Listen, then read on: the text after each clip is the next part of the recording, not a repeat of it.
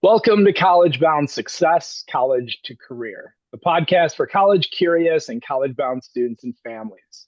Together, we'll navigate the journey from high school to higher education and beyond. I'm Mark Mostalski, an independent college success consultant. I'm here to share strategies, insights, and stories to help you make confident choices about college, careers, and your future. So let's get started. So today I'm really excited with my guest.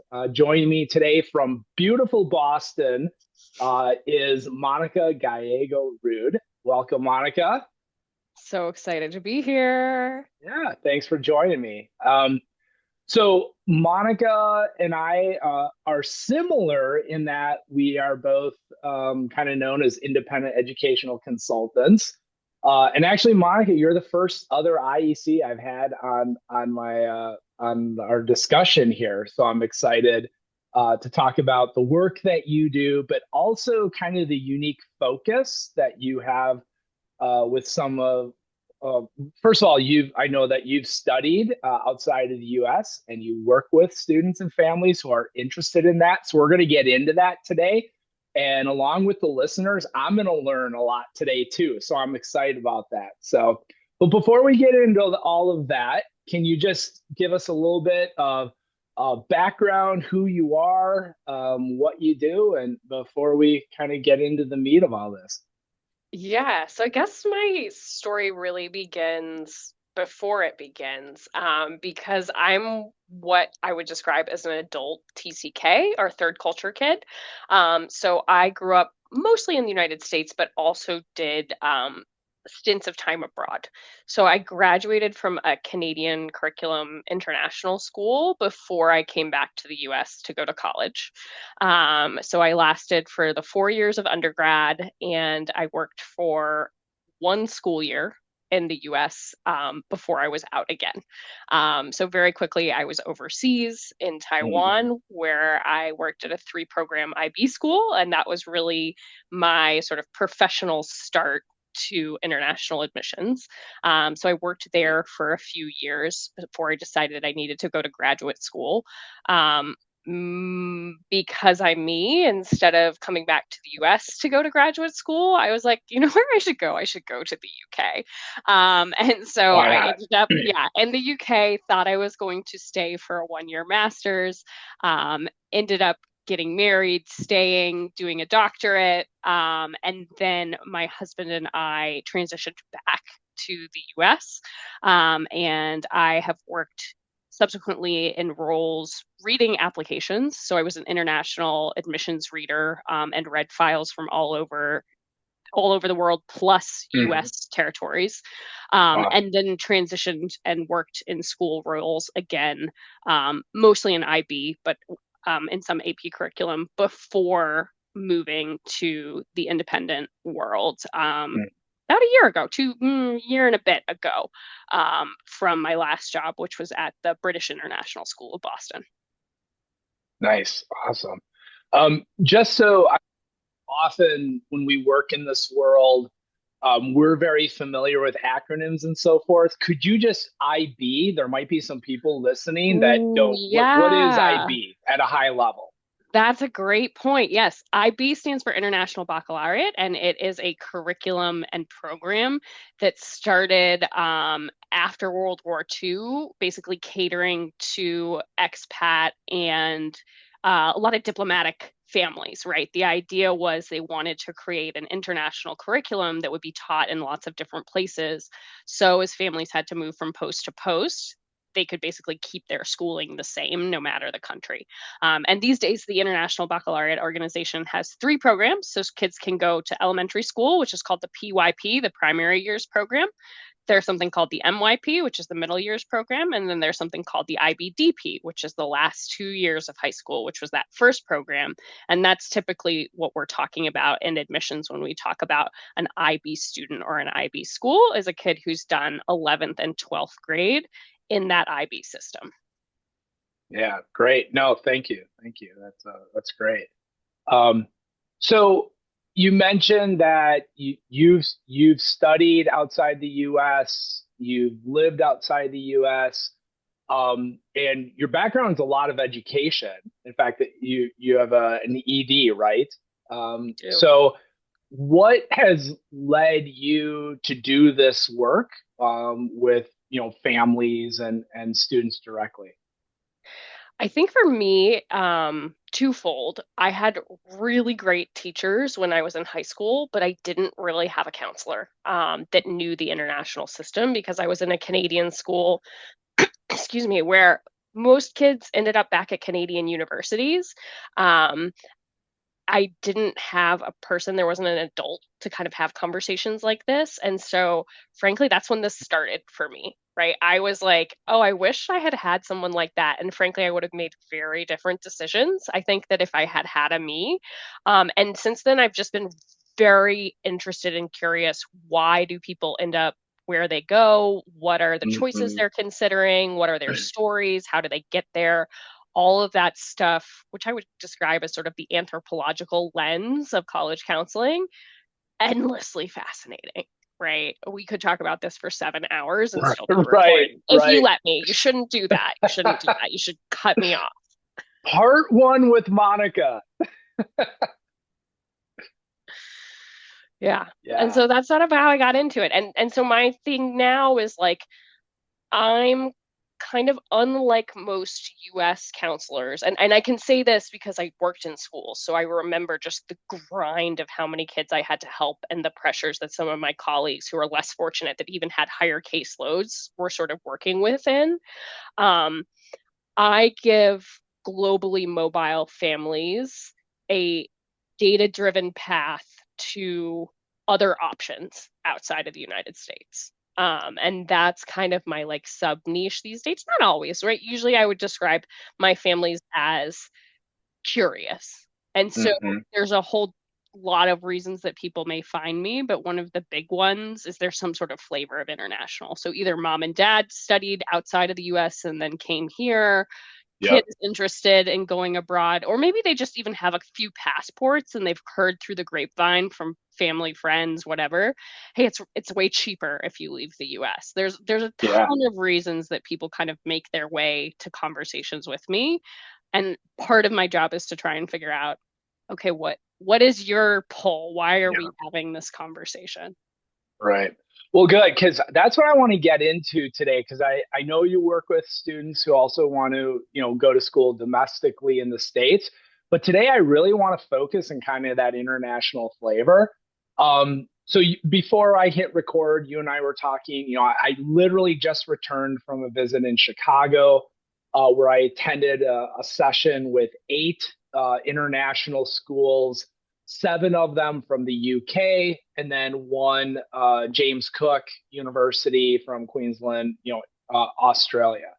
And you know, it was a bunch of high school counselors and me, and each representative stood up and they promoted their school.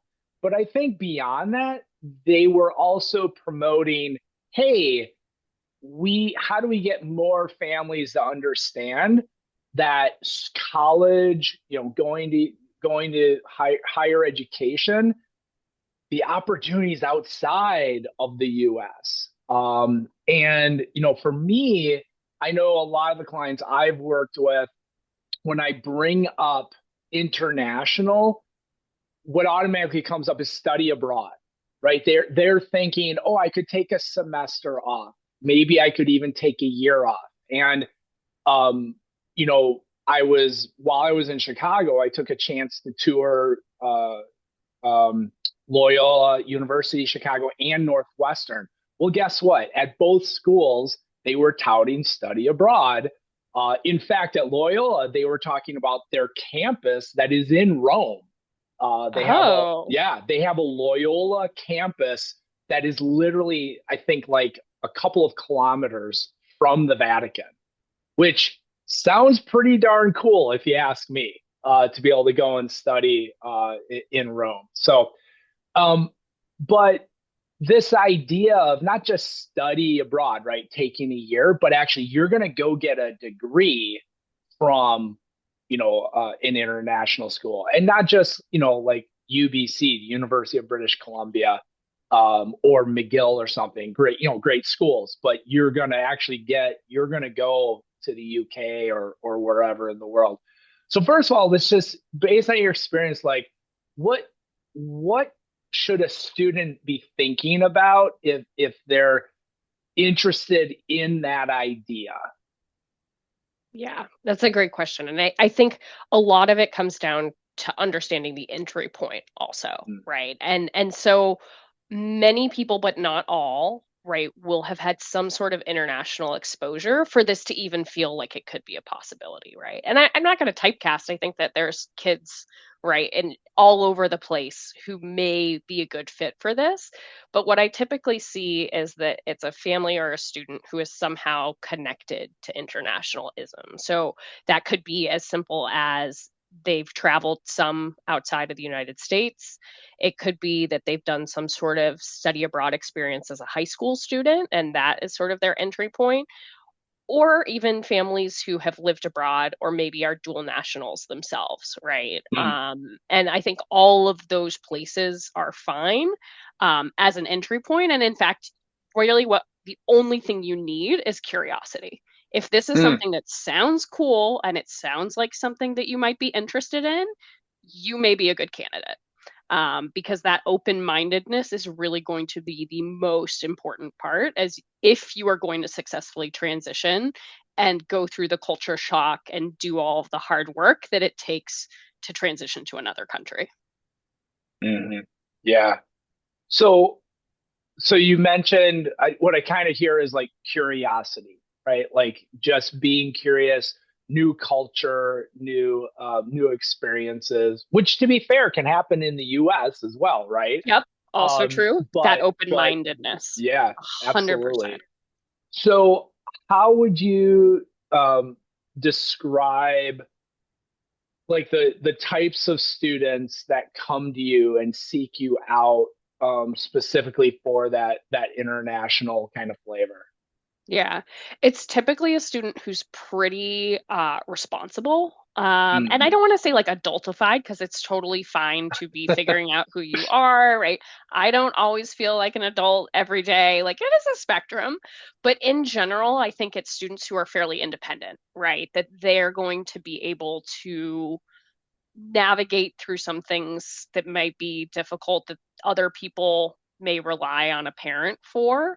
A great example would be like if you're in another country and your bank card, your ATM card gets lost or stolen, like ain't no calling mom, right? You have got to walk your butt to the bank, explain to the banker that, your wallet got lost, you're going to need a new bank card, can they issue it? They're going to ask you if you have ID. No, that also got lost with the wallet that got lost, and yeah, okay. Okay, and then you're going to have to go home because no, you still have your passport. It's in your room, but you didn't bring it with you. Okay, you're going to troop back, get it, turn around, go back to the bank, right? It's a certain level of independence and grit. And this is a very silly example, but I think it's really a good one of sort of helping people get a frame of reference for the type of stuff that students are going to need to be okay with navigating on their own. Hmm. Yeah, yeah, that makes total sense. So what when families start when they start on this journey, I think there's a lot of at least when we think about college admissions and so forth here in the States, we I think one of the things we get used to is telling people is it depends, right? You don't know. We can do everything that you can possibly do, but there's just some schools that where you're just not going to know. So when we think about international schools, and studying it outside the US, what misconceptions or myths do you think families might have about studying outside the US? I think for a lot of people, if they have the US frame of reference, right, they think that this it depends is always the answer. And frankly, for Mhm. international schools, it doesn't depend. A lot of times Yeah, it's really straightforward, right? If you have these yeah, certain things, you can get in. yeah. Let's talk about that because that is something just this week. it was kind of refreshing when these schools, these reps stood up and said, here it is. Like, here's the criteria. And you could just see, like, everybody's like, oh, that's so nice. So, yeah, Yeah. can you explain that a little bit more? So yeah, outside of the US, because most countries have some sort of national exam system, basically students in those countries progress on to universities based on their subject exam scores, right? So they're going to take a English test, they're going to take a history test, they're going to take some Mhm. sciences, they're going to take a math, they're going to take foreign language, whatever it is, however the curriculum is structured. Everyone in their equivalent of 12th grade sits down at the end of high school, takes some tests on paper, and then gets a score back, right? As the sort of national level setting. And so in those places, AKA basically everywhere outside of the United States, they're Right. doing something to basically translate their national system into US speak, which in most cases is going to be SAT or ACT, some AP scores, and even in many cases, they'll consider just a straight GPA, or things like honors courses or dual enrollment courses may also fulfill these requirements. But it is very straightforward, right? As long as you have taken these explicit classes and you've gotten these specific scores, you may not be guaranteed a seat, but it is very likely, depending on the program, Hmm. that you will be accepted. And so this is something that I love about international schools because while I don't love rankings and sort of thinking about, oh, I really want to go to a top ranked school, if you are someone who in the US is really interested in going to some of these unlikely schools, places that are hard for every single student to get Right. into, Doesn't matter who if you are, you it's tough. doesn't matter, right? But if you want something like that, right? If you want a powerhouse of an institution that is known around the world for academics and your specific subject, if you're in the US and you've taken some AP courses and you have fours and fives in those courses, I can almost guarantee, not that's a bad word, but Yeah. I can predict with a very high sort of success rate where you will and will not be accepted overseas. Yeah. You get a Um, much better sense of yes, what, based on what you've demonstrated academically, how that is going to can match up with these other schools outside of the US. right. Yeah. And they're not trying to, because in the US, we're so dependent, well, not so dependent, but many universities, right, are trying to make themselves look very good by getting a large volume of application and then saying no to lots of kids, right, because that makes Right. them look more selective. However, on the other side, outside of the US, they're putting up that wall at the beginning, right? They're saying, Mhm. don't even bother. If you're applying to engineering and you haven't taken BC calculus, we're straight up going to reject you. Please Yeah. don't apply. And so Yeah. kids sometimes get confused, families get confused because they see these high acceptance rates at these really, really good schools overseas and they think that must not be a good school. And it's a wrong That's assumption. What they're actually doing is they're doing the cull before people apply. before that's such a great point. That's such a good point. Yeah. Um, and so with that, you've mentioned the so here in the US and not just in the US, around the world, right? The if most people have a sense, if you say Ivy League or Ivy Plus, right? If you're going to expand it just a little bit. But to be fair, if you said Ivy League, most people have a sense of what that means. Um, even though it's technically an athletic conference, but they're going to be like, oh, Harvard, that school that has a big H on its crest, and so many of the other schools. But I'm really interested. Can you tell people, because this was relatively new for me, the Russell Group? What should people know about the Russell Group, and what's the significance of those schools? Yeah, so in the UK, their sort of like most analogous thing to the Ivy League is the Russell Group.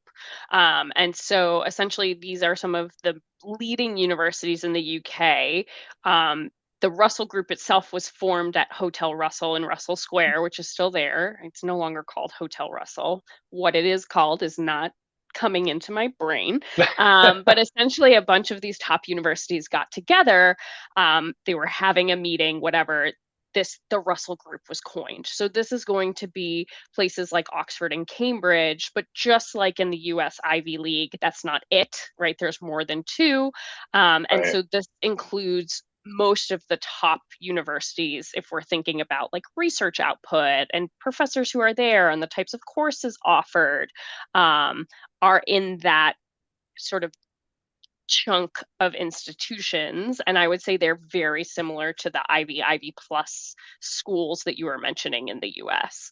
And so if people are sort of looking for a jumping off point of quality and sort of places that they might consider, if they're someone who's looking for also ROI, right? They want something like that in the Mhm. US, but maybe it doesn't feel attainable. Maybe they want a backup choice. Maybe it's not a backup choice at all. Maybe it's their first choice. Maybe it sounds like, hey, actually, I prefer that thing over there.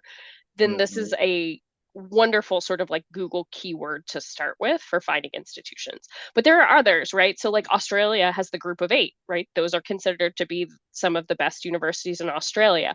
All of these sort of like cheat codes, countries that have a larger sort of pool of universities or elite institutions, there's often sort of places that you can use as your entry point if you're curious about learning more. Yeah. No, that's really good. So what is how does the process differ? I think first of all, I think a lot of people may not know some of these schools are on the FAFSA. Like you can use the Common App Yep.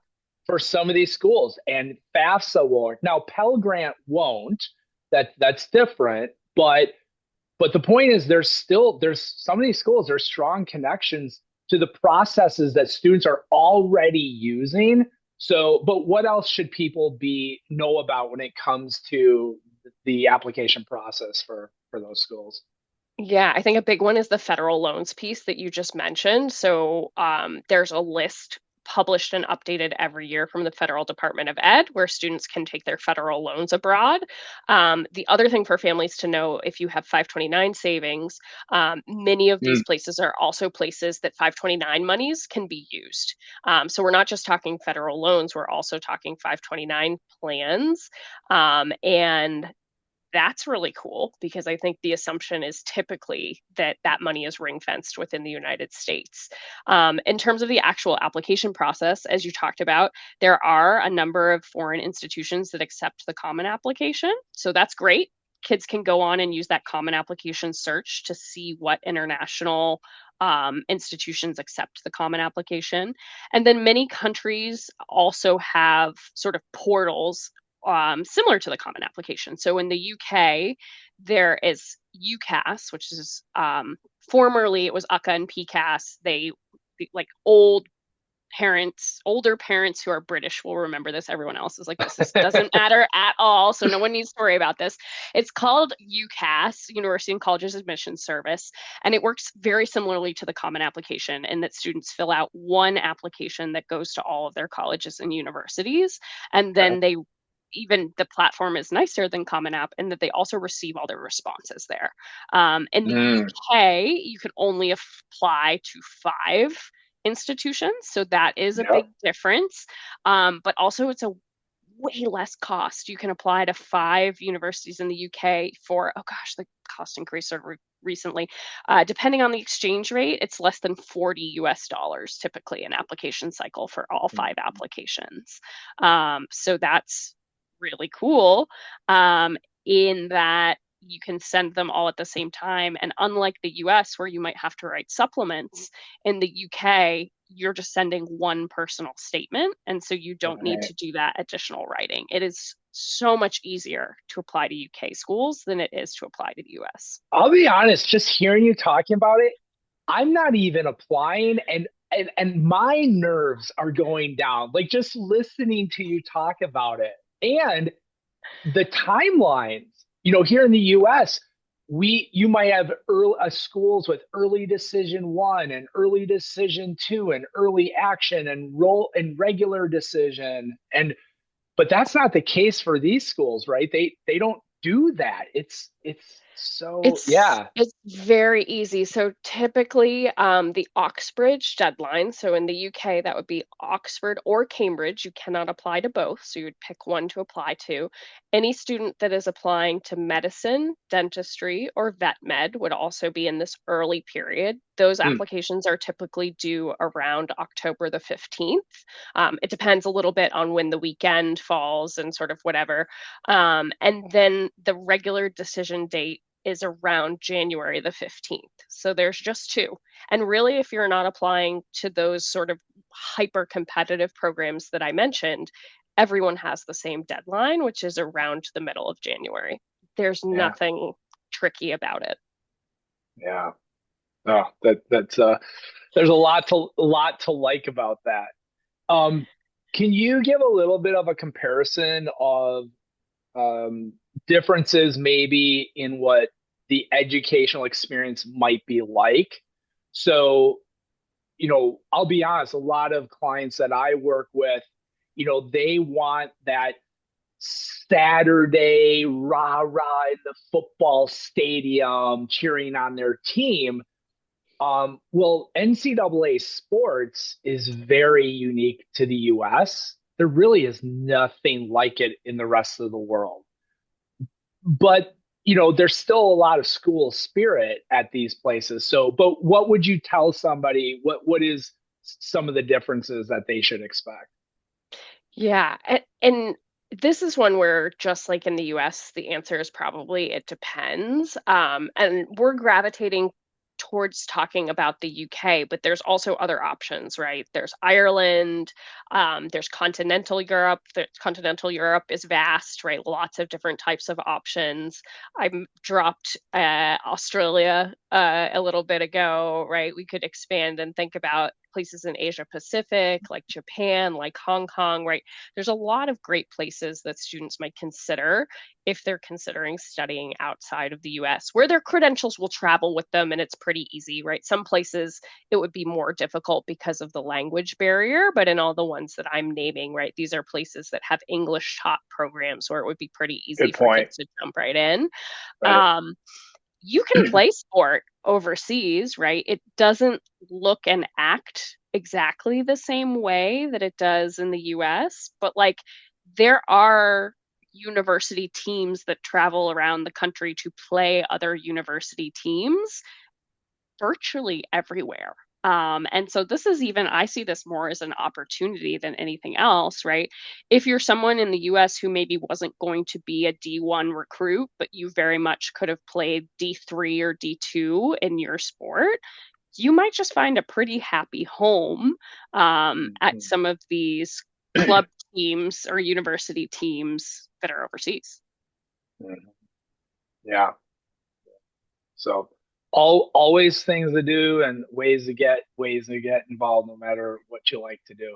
What about residential? Our schools are so, they might have thousands of residence hall rooms and that's a big part of the transition, the college life. Is that true when you go other places? It definitely is, and particularly for first year students, I would say the majority of places that American students might end up abroad, there is guaranteed or nearly guaranteed housing for international first year students. And so, what that means is that they have a soft landing place that is university sort of accommodation, right, with someone usually akin to an RA, an older student worker who also is in the building to act as a sort of liaison or point person to connect them to the university. And they're on a floor with other first year students, right? That's very common across the English speaking world. Um, the things that differ, right? If we're talking about Europe specifically, most students in the European context are going to have their own room with an ensuite bathroom. Um, all of my students who are in Europe and then come to the US to study think it's really weird that we share bathrooms with people or that we have a roommate. They're like, that Uh-huh. is inhumane and gross. So that's something that oftentimes is not the reason that students want to go overseas, but when they hear that Mhm. they're going to, as a freshman, live on a hall of other freshmen, but they're going to have their own room and their own bathroom, Yeah. that is a perk that It's people a seem to plus. be into. Yeah. Yeah. Yeah. No. And talking about perks, so right now in the US, I think if we looked at the data, the average amount of time to graduation for a 4 year degree is not 4 years. I don't know if people know this. It is not 4 years. It's like inching up towards 6 years. Um, so I know again, there's lots of schools around, around the globe and everything, but can you tell people about what they might expect um, about actually getting a degree in less than 4 years? Yeah, it's a great point because in a lot of countries, an undergraduate degree, the typical time to graduation is 3 years and not four for an undergraduate degree, right? So if you're someone who is, again, back to that ROI discussion, who wants to go to a great school, but also wants to save some money, or maybe just put that towards graduate school, right? Maybe you just roll straight on to a master's course at a lot of the places that we've been talking about. It is possible to do a degree in 3 years instead of four because the degrees really do only last 3 years. Mhm. Yeah, there aren't many people like if you told them that here, I think they just wait, what? Yeah, that's pretty incredible. So with that being said, I think people would then naturally have the question, okay, how does an international degree translate back to the US? I mean, it's one thing, I'm going to go there, I get this degree, but I want to come back to the US. My plan isn't to stay abroad. It is to come back. This is where my family is, whatever. But what have you seen? How does an international degree translate back? It's a great question and something that people really need to understand depending on what they think they're going to study, right? Mhm. And so you'll appreciate this coming from the world of having worked with nurses, right? Yeah, There are right. some things where your professional, whatever association needs to have sort of decided amongst themselves professionally that your degree is of a certain level, and then right for any degree that has sort of an exam or a licensure process, it is not often an exact apples to apples, although with some it can be, right? So that's a great question to sort of figure out because the saved time overseas, because of the direct entry for a lot of programs. For instance, if you're interested in speech and language pathology, if you're interested in OT, if you're interested in PT, there are some Mhm. programs overseas where you can enter directly. So even if you need to come back to the US and sort of top up your credentials or do a little bit more school or licensure stuff, you're still ahead in terms of money and Mm. time. And so the obvious example is like medicine is not, you don't just like show up back in the US and are like, hi, I'm a doctor. It doesn't work that way. Uh, but for the most part, if you are someone who's interested in things like business, finance, anthropology, even education, those credentials are Mhm. fairly portable. Um, and then looking for a job, there's a lot of movement in and out of the United States. Professionals with degrees, particularly undergraduate degrees, work for Fortune 500 companies all day, every day, sort of getting hired. And in fact, there's a lot of information and studies that tell us that for first time jobs and first job searches, there are sort of interesting things that kids who have studied outside the United States bring to an employer that their domestic Right. peers don't, right? They Yeah. have some grit. We know they can do hard things. They were, in Ireland losing their bank card and they had to get a new one. If their job, if their boss tells them to do something hard, they can probably do it. In Right. terms of their cultural competencies, we already know that they can work within a multicultural society. We know that they have a level of I don't want to call it fearlessness, but like Mhm. they're bold people. They are people who are willing to take chances, who are willing to work hard. There's a lot of the soft skills that come with a kid who Right. studied abroad that if I'm the person doing that hiring, also it's just like really interesting, right? If I see, Yeah. Mark, that you were, you got your degree from University College Dublin, as a recruiter, I might call you just because I'm like, what is he like? What? I need to know more. Right. Right.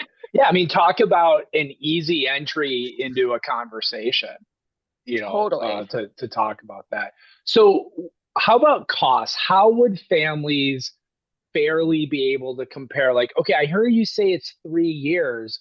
Does that just mean it's less expensive? Like, how do families compare and contrast what they would pay for something like this? Yeah. And this is another one of those great college admissions. It depends Uh-huh. answers. Um, Very much rooted in two things. So if you're paying overseas tuition or if you're paying the local domestic tuition, and that depends on a country by country basis, right? And what those differences are. And so even like plugging the recent changes with the Canadian citizenship rules, right? My expectation is in the US in the next 3 years, people like you and I are going to have way higher inquiries about families that are interested in Canadian institutions because Hmm. Canadian citizens pay less than their overseas peers, right? So, as more Americans are able to claim Canadian citizenship that they were not allowed to have before, there's going to Right. be a huge jump in families who are savvy that are like, oh, we're going to Canada, no problem. Hmm. And that's because they have two tiers, right? Well, actually, Canada has three, depending on the in province tuition as well. But essentially, if you're a national of that country, you may pay less, but not always. Sometimes it's based on tax domicile. So, like Australia, excuse me, not Australia, Ireland and the UK is based on your tax domicile. So, there's like a complicated factor. But then places like Australia and New Zealand, you just turn up, right? And you're going to get home fees. Same with the continental Europe, right? If you just have an EU passport and you turn up, even if you're living in the United States, you're going to pay the domestic tuition, not the international tuition. So we're talking about anywhere from a cost of attendance per year somewhere around like 20 to 25,000 US dollars over 3 years or four, depending on the Hmm. country, um, to higher cost of living areas. So cosmopolitan cities, say like a London, for instance, those costs are going to be significantly higher, but they're not going to approach that 100,000 US dollars per year over 4 year mark, because in the London example, even if you're paying a premium to be in London and you're paying London. international tuition, you should only be in school for 3 years. Hmm. So we're still knocking off a quarter of that time that you would pay for tuition anyway. Right. So an amazing opportunity for folks. And would you say that the pricing structure is it more transparent than in the US? Like you and I both know, right? If you can go and look at a cost of attendance, University of Chicago, right, approaching a hundred Sure. thousand dollars. But you and I know some people might pay 100,000, other people might pay 15,000, Yep. right? And you don't know, you get admitted, you may not actually know how much you're going to pay until 3 months after they've admitted you. So is it more transparent when we talk about, outside the US? Yes, particularly for families who are not nationals of that country, right? Because you're an international candidate, the price is Hmm. the price. It's what's published. But the thing that's great about this, for sort of those stuck in the middle families that I would say in the US, right, where they're not going to qualify for financial aid, but Hmm. they maybe don't feel comfortable paying $100,000 a year every year for 4 years, this is perfect because you can know from day one exactly what you're going to be expected to pay for college, which is phenomenal from a financial planning standpoint. It is. Yeah, that's pretty great. Well, okay, so I want to kind of wrap things up here with maybe not a tidy bow, but a little bit of a bow. But this is where, so if somebody's listening to this and they're interested, they want to learn more, what should they do? How could they reach out to you? And I guess tell us a little bit about Apply Broadly, your business. Yeah, how can they connect with you? Yeah, so you can find me online. I'm at applybroadly.com with all of the, not all of the socials. I'll be very upfront with people. Just email me. There's a contact Me form on my neither. website. Yeah. Happy to talk to you there. I have a Substack that is fairly new that will also be there when you log in if you're interested in just like hearing from me and kind of updates about a lot of stuff to do with international, although not always. And then in terms of places to watch or look for information. There is ERNA, which is the sort of regional representatives in the US that represent international universities. So anyone in the US would be able to liaise with them and meet with a range of colleges and universities that are outside of the US but have a staff member that lives here in the US. So that's a really great resource. And then beyond that, I always plug for like the counselor folk that might be listening to this. International ACAC is sort of my home away from home ACAC. And their programming is phenomenal. If you are curious to learn more, International ACAC is just the Hmm. best. Awesome. Awesome. Yeah, I think it's really important you mentioned a lot of these schools, they have their recruiters, their reps here in the US. Um, and so if you reach out to those schools, you like to talk to somebody, they'll often be able to say, hey, we have a person in Chicago, we have a person in Boston, we have a person in LA, because they do have folks that are here in the US. So those people can be really helpful. So yeah, that's awesome. Right. And I do want to give a plug. I read your Substack. Great job with it. It's going to have a lot of helpful information for people. So yeah, well done. Well, good. Is there any questions? Because I know this is something that you've been dabbling in that you wanted to ask me that we didn't get to talk about in terms of like behind the curtain for international? Yeah, I think part of it is how do we or how do I, working with clients, dispel some of these things because and get more people interested in going abroad. Um, I think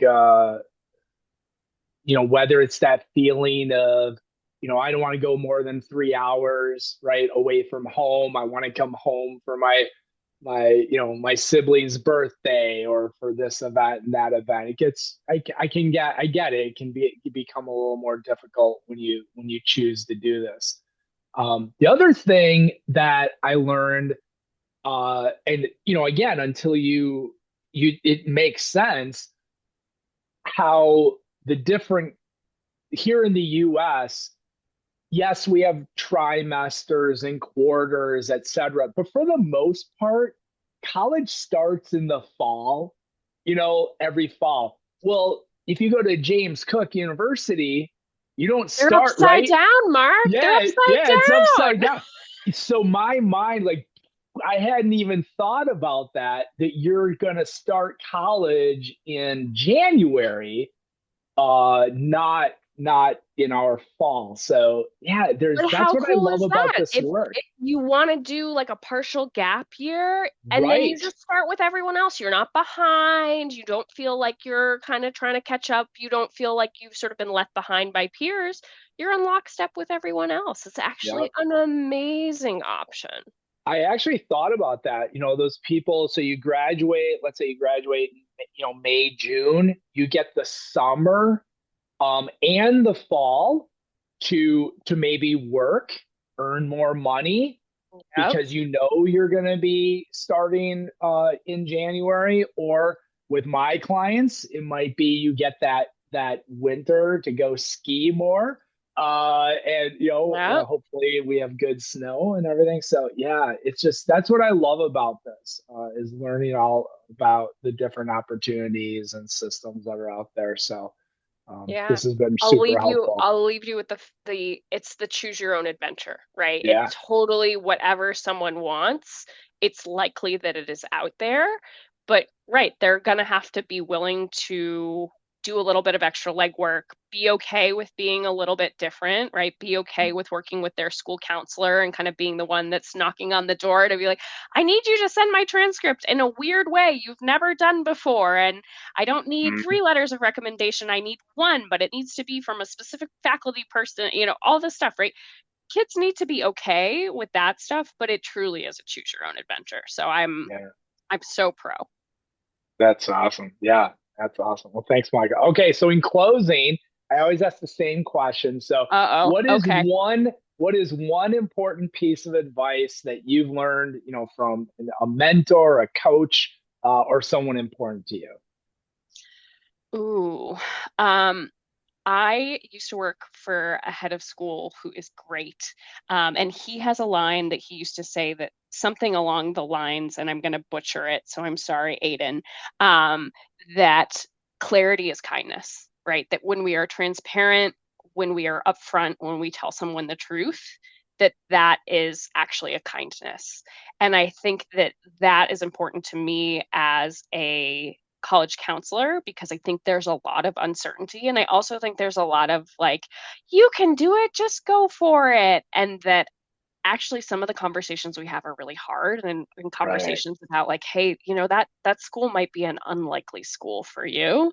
And Mhm. so not that you or me or anyone else is being unkind, but that in the moment that may be a hard conversation, but that clarity is really kindness for students. Yeah, I agree. Well said. Yes, clarity is kindness, definitely.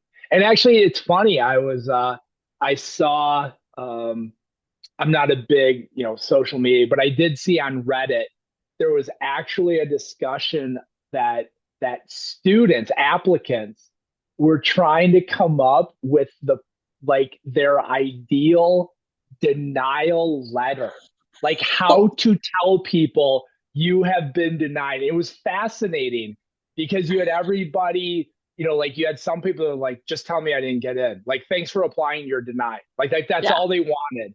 And other people wanted the soft, like, oh, this was so hard. And it's fascinating. But yes, clarity is kindness.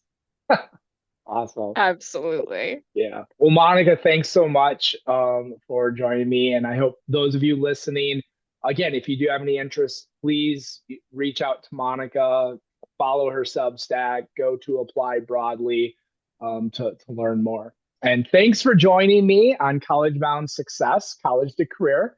If you found today's episode helpful, be sure to rate, follow it, share it with someone who's navigating their own college journey. And for more tips, tools, and support, please visit my website at mistalskicoaching.com. I'll put that in the show notes information.